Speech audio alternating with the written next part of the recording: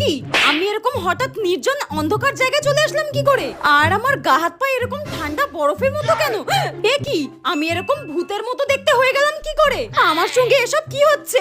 এক মিনিট, আমি তো আমার বেস্ট ফ্রেন্ডের বয়ফ্রেন্ডের সঙ্গে ঘুরতে গিয়েছিলাম আর ও আমাকে কোল্ড ড্রিঙ্কস খেতে দিয়েছিল। তার মানে ওটা খেয়েই আমি মরে গিয়েছি? নিশ্চয়ই ওটার মধ্যে বিষ মেশানো ছিল। আমার আগেই বোঝা উচিত ছিল বেস্ট ফ্রেন্ডকে যখন ধোকা দিতে পারে তখন আমাকেও ধোকা দিতে পারে।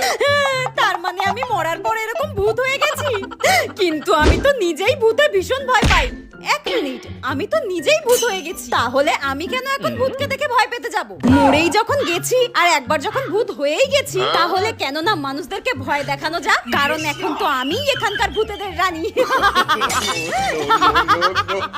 এই তোর আগে থেকে আমরা 100 বছর ধরে এই গাছে রয়েছি, আর তুই একদিন এসে আমাদের ভূতেদের রানী হবি? দেব দেখবি সোজা তাল গাছে পাঠিয়ে। না না, আমি এখানে